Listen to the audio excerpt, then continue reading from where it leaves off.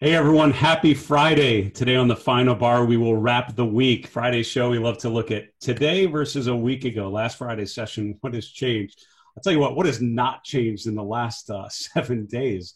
So much movement this week with the gap higher on Monday and then all the aftermath since then. A nice rally today for stocks overall, but still unable to get above that key 3,600 level. We're going to look at a number of charts today, focus on the Mindful Investor Live chart list and see how the big picture has evolved over the last week. Ladies and gentlemen, this is the Final Bar.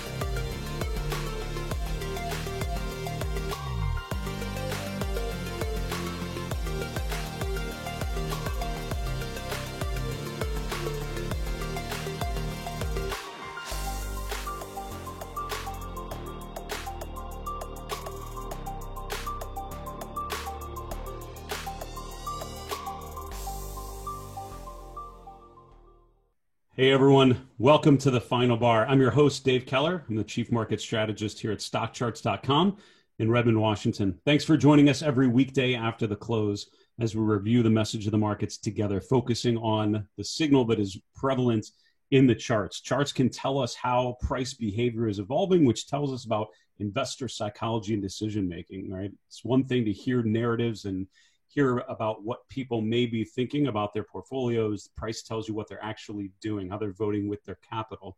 And that's why we focus on trends and how those trends have evolved through an analysis of the charts, analysis of price momentum.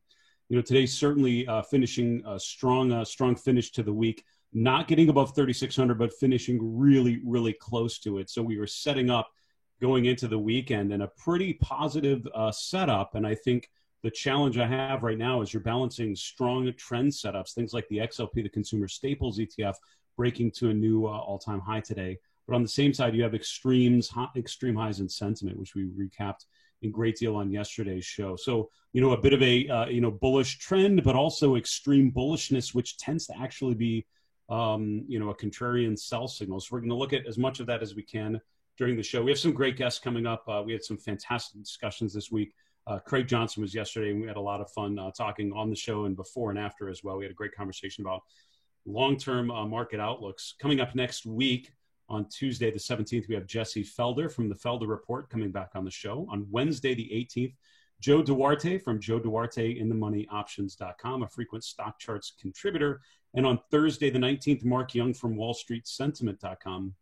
Had a great conversation with Mark about a month ago, and we were looking at the AAII survey and some other metrics as well. And the world in the form of that survey has changed a great deal from last week or from last month when we talked until this week. So we'll be very interested to hear his take on where things are at right about now.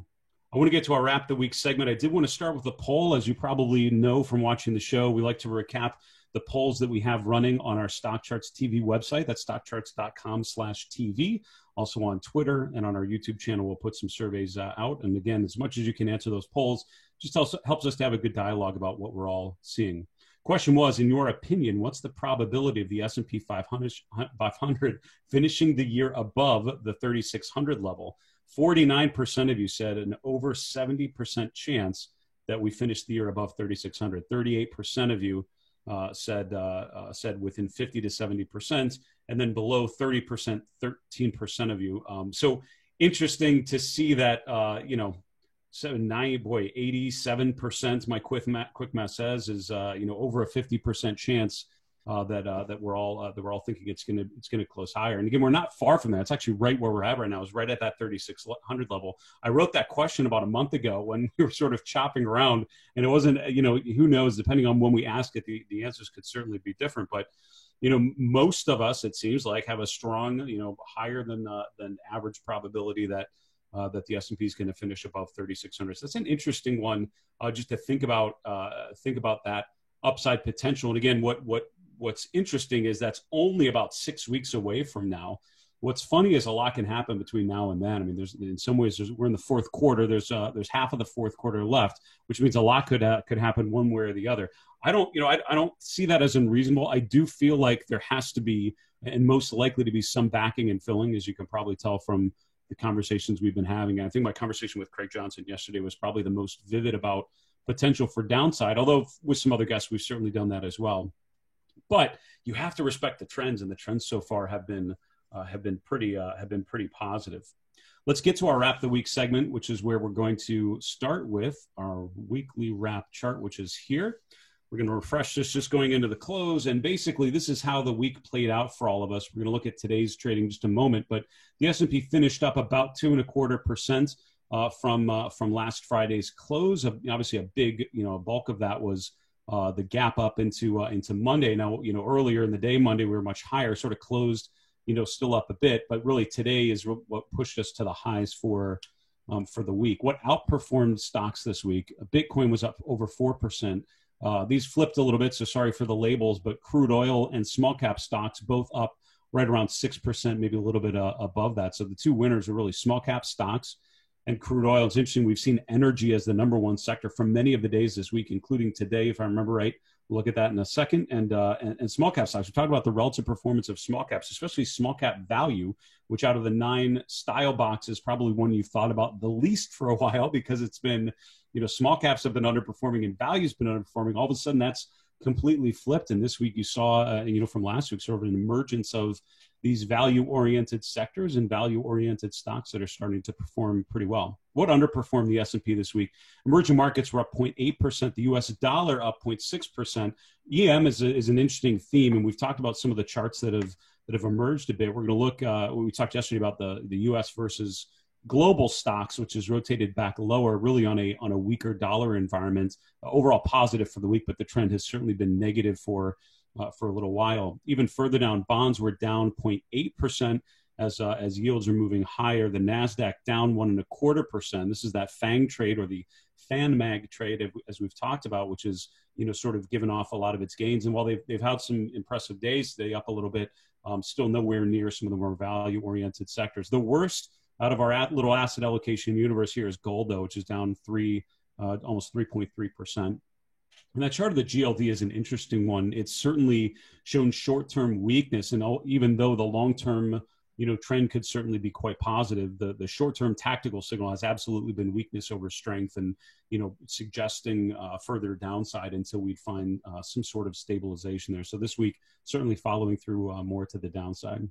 Let's look very quickly today, see if there are any specific themes we want to tease out. As I mentioned, the S&P finished up today at 3585. The small cap index up even more, 2.6%. So again, we continue to see the small cap leadership theme. The VIX is now back around 23. 10-year yields higher a little bit as bonds came off a little bit. And we looked at that chart yesterday with Craig Johnson, looking at 10-year yields breaking above the trend line. If you look at the last couple years in the 10-year yield. So higher yields are certainly a possibility. And today and this week, we're seeing some of that. Gold a little higher today, but overall the week has been relatively negative.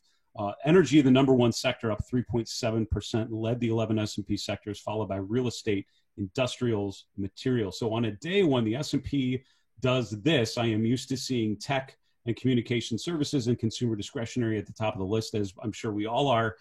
Very different look here with energy. The XLE really bouncing off of relatively low levels. A big gap up on Monday, and just continuing to hang in there. So I think with things like energy, with financials, things that have gapped up, you certainly want to pay attention to the recent upswing, take the lower end of those gaps, see if those sectors are able to remain above support. When I think of the XLE, let's look at that here very quickly.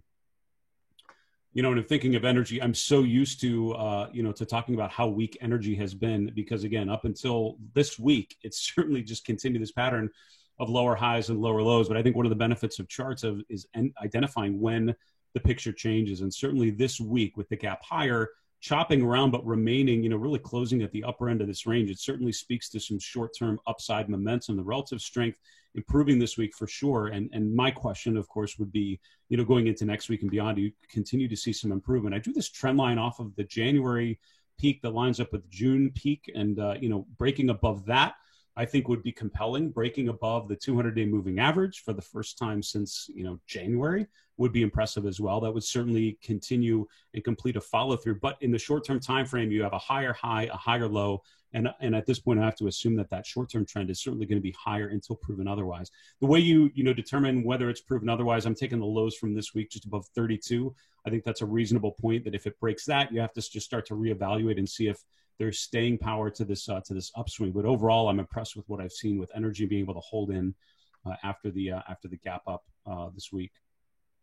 Financials are another one, the XLF, then we're going to get to the Mindful Investor Live chart list.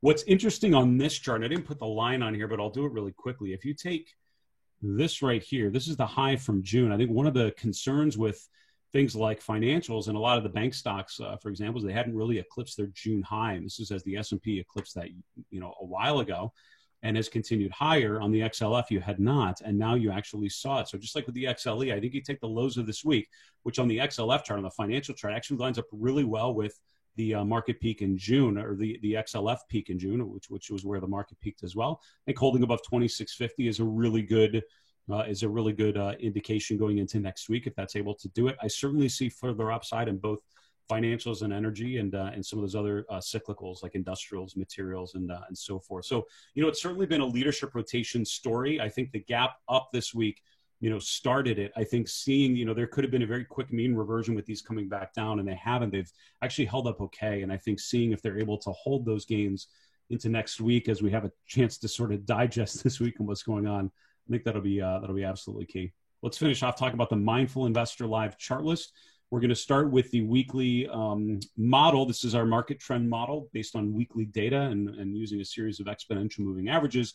I haven't changed this label yet, but certainly as of the close today, the medium-term model going back positive. It turned negative a couple weeks ago, and again, sort of that short-term sell-off. It's reverted back to the upside, a new closing high for this week, and that is totally fair. That the long-term, medium-term, short-term models are all going to be positive. So as a trend follower, I have to think the trend is positive. The trends are working. Stocks are breaking out. That's what you're going to want to stick with until proven otherwise. And if you think about my order of operations, it starts with price, goes to breadth, goes to sentiment. The concerns I'm seeing are, as you go down that list is where it gets more concerning. So price is fine. It's where sentiment, it's the extreme bullishness and sentiment that is getting me, is making my ears burn just a little bit on this uptrend. But again, I will follow the price number one. Absolutely. Having said that, a nice finish to this week. This is after Thursday's session where we're trading off a little bit, and it felt like we could show some weakness going into the week, and we've rallied it a little bit, and so finished really, sort of in the midway point of Monday's range, still below 3,600, which is noteworthy because this green shaded area is the area of resistance we've been talking about really since the September peak. Retested it in October. We've retested it once again. I would not declare this to be over yet. I don't think we've seen enough of a follow through to declare that the market is establishing further new highs. You are seeing it in certain places, absolutely. So I highlighted the Value Line Arithmetic Index. My friend Ryan Dietrich at LPL Financial had published a great chart on social media focusing on that. It's absolutely right. Value Line Geometric Index is broken to a new swing high. And so the S&P, sort of the main benchmark we use, is the one that has not.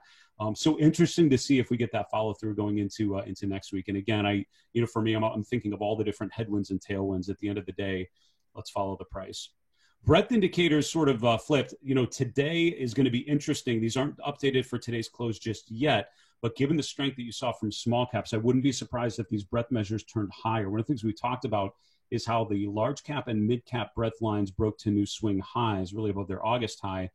The others had not, right? So the common stock only advanced decline line, the small cap advanced decline line did, but it was a bit of a head fake as we rotated back down yesterday. Given the strength I'm seeing today, we'll have to see, in a little while whether we confirm a breakout there, but we could have a situation where all of these have confirmed the break to new highs, which tells you the breadth picture overall is pretty strong. I don't have the bullish percent index in here, but it's back above 70%, probably 75+%. I want to say, which is overall in bullish territory, similar to previous bull cycles. New highs are an interesting one. You saw a huge number of new highs. It was increasing pretty steadily, and then we had about 30% of the S&P making a new high on Monday. That's on the gap higher. Since then, it's fizzled dramatically, and that's obviously because many stocks gapped higher, and really very few have followed through and been able to eclipse those gains. When I think about, I always talk about confirmation. You want a breakout and then you want confirmation. I would say the new highs list increasing would be one bullet point on the confirmation list for me, which tells me that enough stocks are starting to able to eclipse those swing highs from Monday. At this point, Monday looks sort of like a blow off, super euphoric, last gasp higher. And then we close down at the lows of the day. I think that sentiment in my brain has subsided a little bit given the strength we see going into the weekend, which is finishing on a fairly strong note. But I think, again, eclipsing those Monday highs would be pretty key. And I think that's something we're going to have to look for going into next week. And I think the increase or a continued upside in the market would have to be matched by an increasing new highs as well. 82% of the S&P as of Thursday's close trading above their 200-day moving average. That overall speaks to the strength in the markets. For me, again, when I think about concerns about euphoria, that is also pretty similar to what most market tops look like, where you have about 80% of the index going up. Sometimes it's been a shallower pullback, like you saw here in 2017. Other times, like in 2018, at the beginning of 2020, it was obviously the beginning of a much deeper decline. Having said that, I have to make a note when we're at euphoric levels that line up with previous market tops.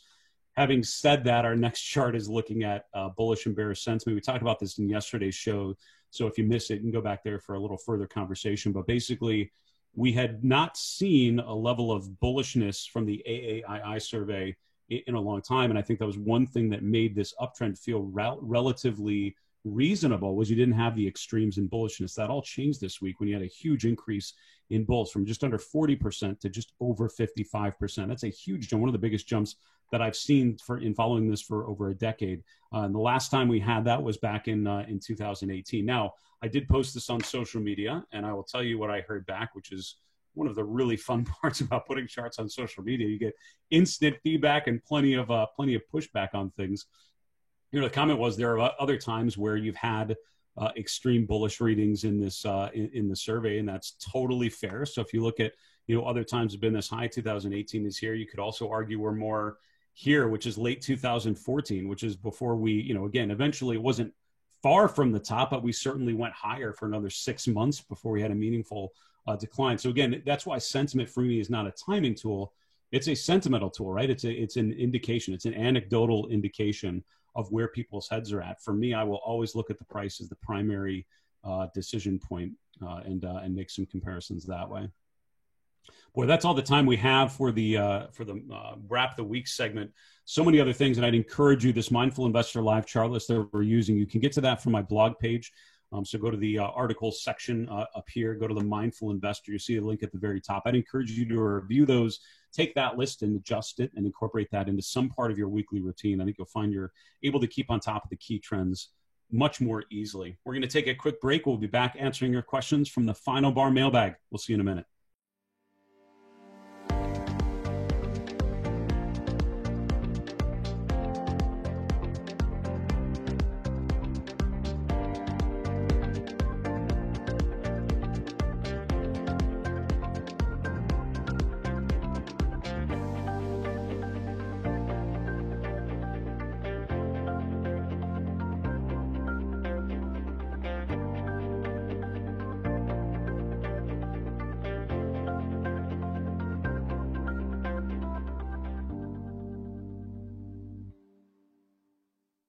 Hello, everyone. Welcome back to the Final Bar. I'm your host, Dave Keller, here at StockCharts.com. I appreciate you joining us every weekday after the close.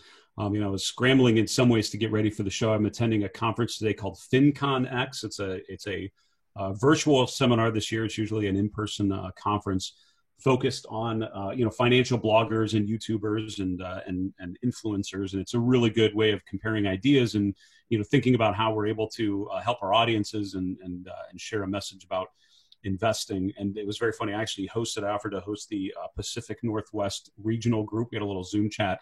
There were maybe 15 or 20 of us in the room. We were all laughing because the videos popped up. We could see each other, and we all had the token Pacific Northwest pullover jacket on.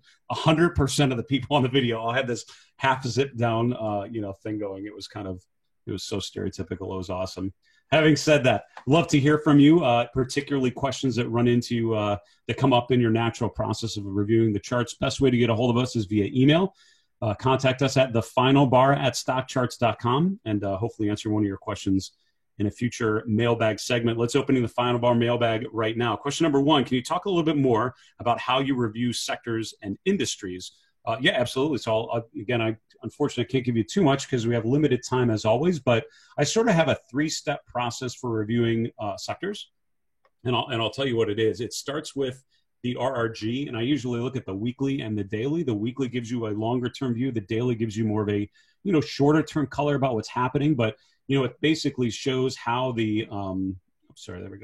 how the 11 S&P sectors are rotating around the S&P 500 in the middle. And in general, things tend to rotate in a clockwise direction.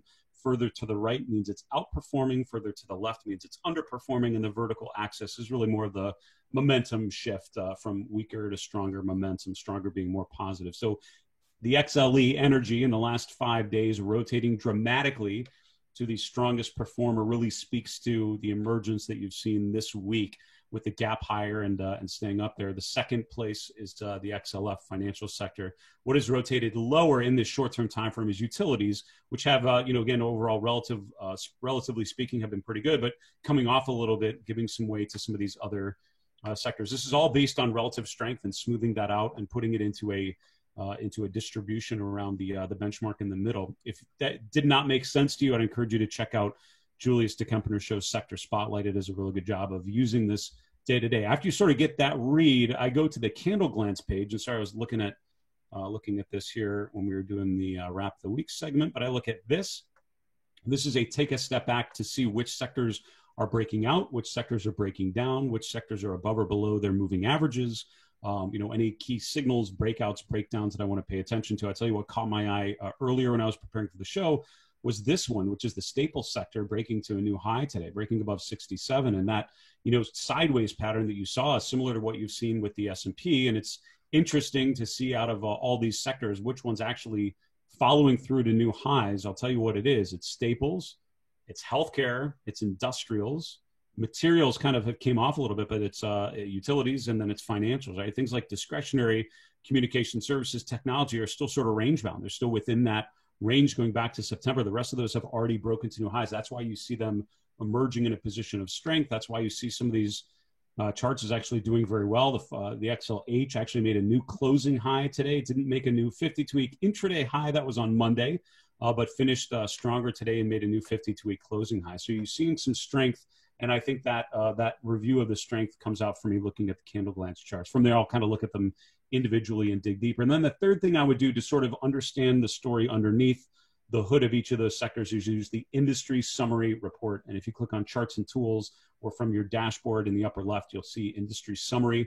That goes here. I usually use the table view. I sort it alphabetically or sort it by scooter ranking. So if you look at consumer discretionary, you can see the strongest rated industry is automobiles, the worst is toys. And it's a great way to dig in and see some of the particular stocks that are allowing those sectors to do well or do poorly.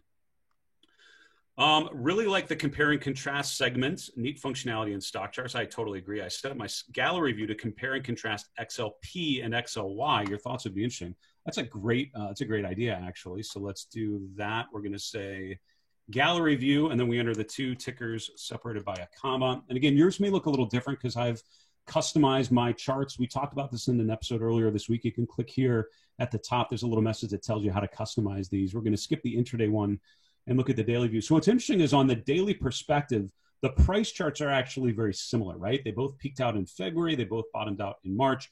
They, diverted a little bit from there, and you can see that the XLY regained its February high in June. You can see that it took until really August for the Staples sector to do the same. That then broke to new highs. A little bit higher on the XOP and then sideways. And then really they've been more consolidating, although you can see the general trend of the XOI has still been positive while the consumer staples sector has been more sideways. I think the relative strength is so important when you're comparing these two. And I'd encourage you to add that on your gallery view. So here you can see consumer discretionary outperforming dramatically into the beginning of October, sideways there in October, and now rotating lower in the last couple of weeks. Consumer staples have essentially been sideways. It's been the market for a while here and just starting to turn higher this week. And again, I think these are cap-weighted sectors. You have to remember this is a lot of Amazon and Home Depot. That's 30-some% of that ETF, just those two stocks. But having said that, that's certainly what the relative picture looks like. On a weekly basis, you can see, again, they look very similar. But the trend overall, even though it looks very similar visually, you can see that these have, the XLY, consumer discretionary, has certainly been a lot stronger. And that's why they've both overall been in a positive place. What's interesting, if you look at the point and figure charts, we don't talk enough about this probably on the show, and it's a subject for another deep dive at some point. We actually got a buy signal today from the log scale point and figure chart on the XLP, which is a really interesting one. It indicates that breakout to the upside. You haven't gotten that yet, although you did get a buy signal here not too long ago. Maybe this is the most recent buy signal back here. On the XLY. So both of them sort of in a positive configuration, but just getting a triple top breakout on the XLP, which in general speaks to much further upside. So overall, again, I think this illustrates beautifully how consumer discretionary is one of those sectors that got us here. You can see the bearish divergence on the XLY chart leading us to where we're at today, and you can see with the XLP a little more orderly correction and now just breaking to the upside. So looking at these two parallel, pretty powerful. Next question. Virgin Galactic is moving fast again. That's pun intended. I can only assume there in your question. Does it look like it's going to break out? Your opinion, please. So not an opinion, but I will give you my observation, of course. This is the chart that I just put together very quickly. SPCE is the ticker for Virgin Galactic. And again, not really thinking about the fundamental story here or what that means, but just looking at the chart. So this is one of those stocks that has a consolidation pattern, right? If you think about 20 and you go back here, we're putting this right here around $20 a share. You can see this is where, here we go, $20 a share. It's about where we topped out in April and May. This is sort of the middle, the mean of this range that we've been in for a while. So we've really been rotating, setting into an equilibrium price around 20. You can see lower highs and higher lows coming together around that 20 level. The moving averages are essentially flat right now. What you would want to see to feel more positive about this chart, in my opinion, we've had a higher low, that's good, but we've also seen lower highs. So you want that pattern to change. You want it to break above this trend line, break above 24. A close above there would take us above Fibonacci resistance, take us above the trend line. I would argue it would clear the way to, at the very least, the swing high from July and upside to 30, at which point you'd reevaluate it. A pullback, I think you've got the moving averages, and then you've got the swing low around 17 below there. But overall, I think, for me, I would be looking for a trigger, some sort of breakout above those short-term interim pullbacks. We have time for like one more question. We really don't, but I want to get to it. Having ported a chart list from Sharp Charts using ACP, it appears that I must type in each symbol in the search bar to get to the next chart on my list. Is there somewhere I can hit an arrow? Yeah, and the only reason I know that is because we strongly, Julius DeKempener and I, pounded the table of sorts to make sure that we had this. Grace and Rose as well. We all argued for this, and it's there. So if you look at one of your chart lists in ACP, just click on the first symbol, hit the down arrow on your keyboard. It's going to just go through each of them. So this is a really good way to get a list of ideas, a list of screen results, use our scanning engine, put them in a chart list, and then flip through them this way. I look at sectors and individual industries like this, also the Scooter ranking stock. So just click on a symbol, hit the down arrow, you're off and running. We need to wrap this show quickly. 3 and 3, 3 charts in 3 minutes. Here we go. Chart number 1 is the long bond ETF. I talked with Craig Johnson from Piper Sandler yesterday about interest rates and their potential upside. Here we'll flip the chart over and talk about the potential downside for bonds. We've broken down through the 200-day, broken down through the first Fibonacci support level. I think we're headed down to 150 after a bit of a bounce this week. And overall, certainly feels weaker rather than stronger until proven otherwise. Chart number 2 is the Earth. We talk about the S&P 500, how it's not yet made new highs. You can see that the Earth Index, URTH, which is the MSCI World Index, U.S. and non-U.S.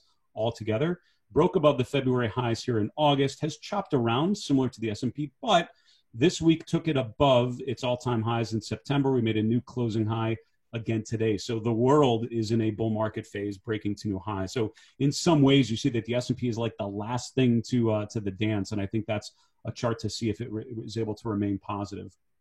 Finally, I mentioned the bullish percent index. I would point out here that the bullish percent index just above 78, 77%, we'll call it, below 80% overall. That is in line with previous bull market cycles. So as we talked about, overall, the trend is positive. The breadth overall has been positive. It's the extreme sentiment, the signal of euphoria that makes me put on my contrarian hat and wonder how much upside we could really have from here. Folks, that is our show for today. That's our wrap for this week on the Final Bar. I want to thank you so much for joining us and encourage you to check out our previous episodes on our YouTube channel. We have a survey going on our Stock Charts TV page. Go to stockcharts.com/TV. We are trying to think about how to make the channel and make our shows better going into 2021. We would love to hear from you and incorporate your feedback into our discussion. For stockcharts.com in Redmond, Washington, I'm Dave Keller. Be safe. Have a great weekend. We'll see you on Monday. Hey, Grayson Rose here with Stock Charts. Thank you so much for watching. I hope you enjoyed that video. If you did, consider giving it a like down below, maybe leave us a comment, and if you're new to the channel, you can subscribe at the link up above. We're gonna bring you daily content from an incredible collection of technical analysts and financial experts.